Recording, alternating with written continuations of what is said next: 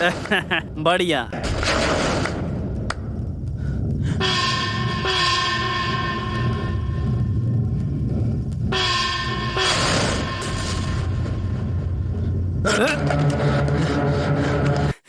मैं चाहता तो तुम्हें बहुत पहले ही मार देता, लेकिन तब मैंने ऐसा नहीं किया। मेरा टारगेट सिर्फ और सिर्फ आरके था। अगर तुम जिंदा रहे तो मेरे लिए खतरा रहोगे। अगर तुझमें मर्दांगी है तो चला गोली।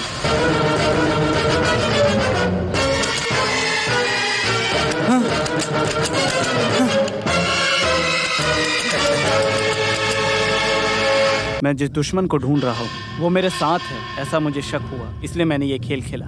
मैंने पहले बोला ना, इन सब के ऊपर ध्यान रखने वाला एक भगवान भी है।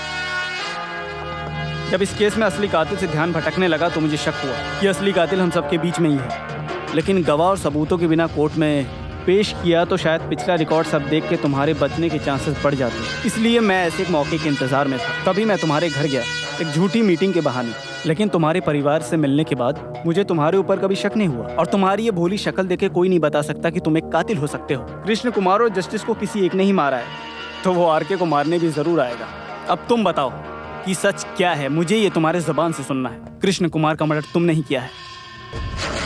तेरे घर से लौटते वक्त ही मुझे शक हो गया था कि ये खून तुमने ही किया है। अब तुम्हारे रास्ते का काटा सिर्फ और सिर्फ कृष्ण कुमार ही था, जो तुम्हारे गुनाहों के बारे में अच्छी तरह से जानता था। क्यों, मैंने कुछ गलत तो नहीं बोला ना? कृष्ण कुमार को तुमने मारा है। हाँ, मैंने मारा है।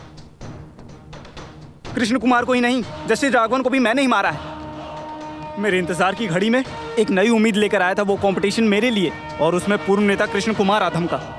उसने हमारा प्रोग्राम कैंसिल कर दिया। इस छोटी सी बात को लेकर हमसे ज़्यादा प्रॉब्लम क्रिएट करना माधव के लिए इम्पोर्टेंट था। मुझे लगा इसके पीछे एक बड़ा प्लान ही होगा, इसलिए माधव को आगे रख के मैंने खेल खेलने का सोचा। बिजली के जाते ही मैंने ही कृष्ण कुमार को मारा। मेरे दोस्त लोग भी नहीं जानते कि मैंने उसे मारा। फिर मेरा अगला टारगेट था जस्टिस राघवन। पुलिस से बचकर हम सीधा जस्टिस के घर गए। अगर हम तीनों को एक साथ देखने पर जज ने शोर मचाया तो, इसलिए तुम लोग यहीं रुको, मैं उनको सारी चीजें बताकर आता हूँ। इस बीच अगर पुलिस आई तो तुम हट जाना।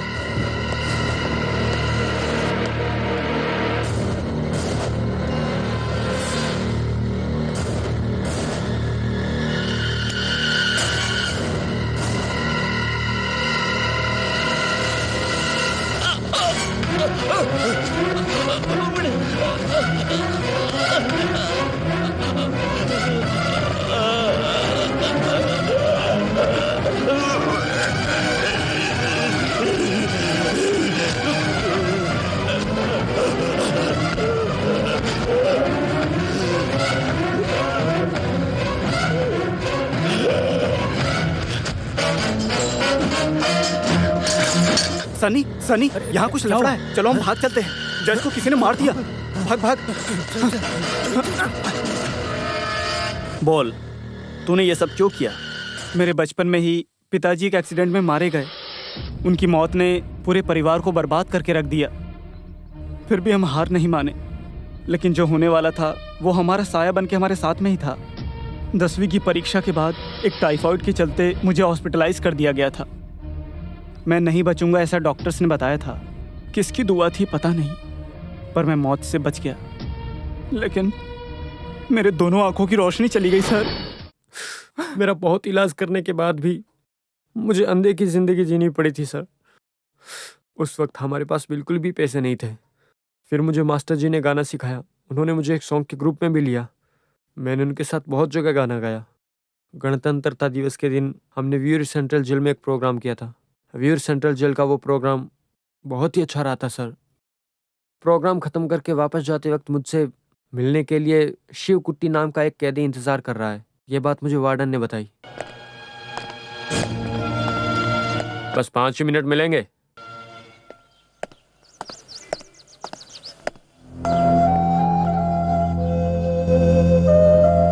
मैं शिव कुट्टी हूँ।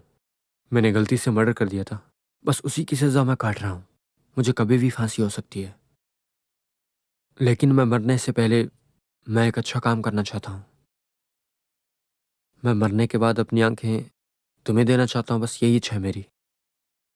मुझे पूरी उम्मीद है कि तुम इसके लिए ना नहीं कहोगे।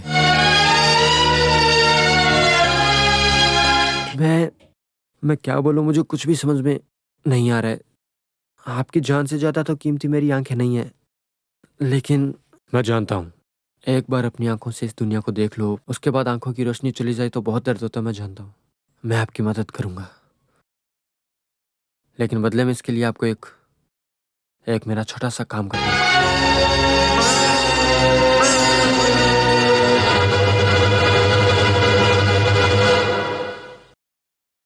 एक बच्ची का बेरहमी से कत्ल किया और उसका इल्जाम शिकुट्टी पे लगा, जिसकी वजह से उसने जेल में सजा भी काटी। उन तीनों की जान लेनी है, ये शिकुट्टी ने मुझसे कहा। शिकुट्टी ने मुझे आंखें दी, इसीलिए मैंने अपना पूरा जीवन बेझिझक उसके नाम कर दिया, और शिकुट्टी को बेगुनाह साबित करने के लिए मैंने ये सब किया। मैंने सोच लिया था कि चाहे जो कुछ भी हो, मैं उसे न्याय दिला के रहूंगा, चाहे मेरी जान ही क्यों न जाए। केवल ये बात नहीं कि नायर परिवार के सिंसियर पुलिस ऑफिसर ईश्वर का बेटा राजीव के सोच से दूसरी घटना भी हुई थी।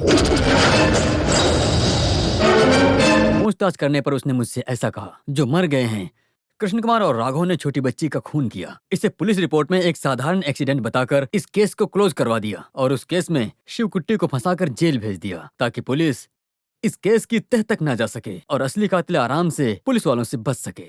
पुलिस से बचने के लिए उन तीनों शैतानों ने एक बेगुनाह शिवकुट्टी को फंसाकर जेल भेज दिया। इस बात को शिवकुट्टी ने अपनी पत्नी से भी नहीं बताया था, लेकिन तुम्हें ही क्यों बताया? क्योंकि उसे मालूम था कि ये राक्षसों वाला काम तुम ही करोगे, और उसकी बातों में आकर के तुमने उन तीनों का मर्डर कर दिया।